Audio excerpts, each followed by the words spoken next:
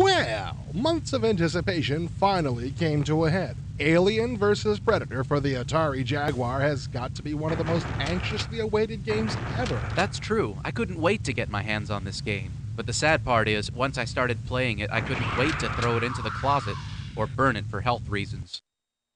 Alien vs. Predator was expected to be the biggest game yet for the Jaguar, but instead it's the machine's greatest disappointment. I was stunned at what a letdown it is. It's hard to believe that a game can look so good in the press and turn out to be such a disaster. What really boggles my mind is that things that kill the game are so obvious that they should have been addressed by the first playtesters. Let's give people a general overview of the game before we get specific. Okay. Alien vs. Predator is basically a simple first-person perspective shooter, like Doom or Wolfenstein 3D, which is already out for the Jag. It's divided into 3 scenarios which are played separately. This lets you play as a Marine, the Alien, or the Predator, and gives you a different goal for each character.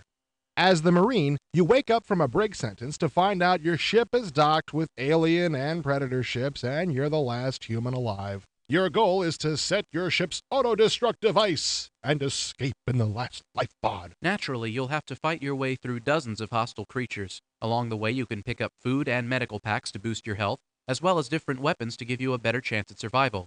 You even find a motion tracker. Hey, just like in the movies. The problem with the Marine scenario is that your character moves way too slow for it to be fun. Movement is very choppy, and trying to maneuver in anything but a straight line is a joke. You can dodge left and right, but the much-needed run key is conspicuously absent. Not to mention the relative speed of the monsters. The aliens are supposed to be very fast, but with an alien charging straight at me, I could still walk backwards in a straight line and outdistance it. That makes no sense at all. The Predator segment plays in basically the same way as the Marine scenario. As a young, unproven Predator, you must find the alien queen, kill her, and bring her skull back to your ship as a trophy. You start out with just your fist, but you can acquire other weapons through honor points. I like the idea of the honor points. You gain honor points for killing when you're visible, and lose them if you kill with invisibility turned on. That's really cool, and it gives the Predator its own personality in the game. And he moves better than the Marine, too, although he's still tough to maneuver well with.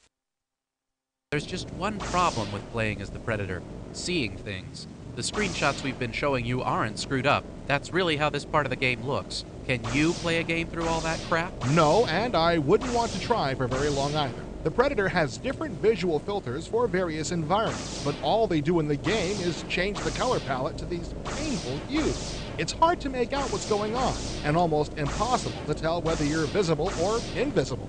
So unless you're immune to headaches, don't even watch someone else playing this part. Which brings us to the aliens portion of the game. This is by far the best part of AVP. Your goal is to board the Predator ship and save your queen from getting scalped and bronzed.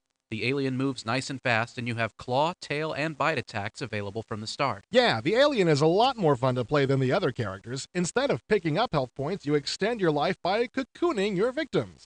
By attacking with the combination of claw, tail, claw, you can cocoon up to 3 creatures at a time to let yourself be reborn when you die. If life were only like that. Too bad that nice feature leads us straight to the alien segment's big problem. Each character's gotta have one, you know? When you're reborn from an egg, you start with a completely blank auto map. That may sound like nitpicking, but it adds up to a colossal waste of time. No argument there. The aliens are supposed to share a hive mind, like bees, so starting from scratch each time doesn't even make sense. It wouldn't be so bad if the levels themselves were interesting, but they aren't. They're boring, tedious, and very obnoxious if you have to run through them more than once. It's too bad, but I doubt we'll dissuade anyone from buying AVP. There's been too much hype, and people's expectations are too tweaked. Jaguar owners should play a friend's copy before they buy this one. Either that or buy it from a store that accepts returns for 24 hours. It shouldn't take anyone longer than that to see what a colossal disappointment AVP is. Point blank, Alien vs. Predator is bad. Troubling news to Jaguar owners. It was supposed to be the hit of the year, but it's crippled, frustrating, and boring. If you own a Jaguar, save your money for a real game.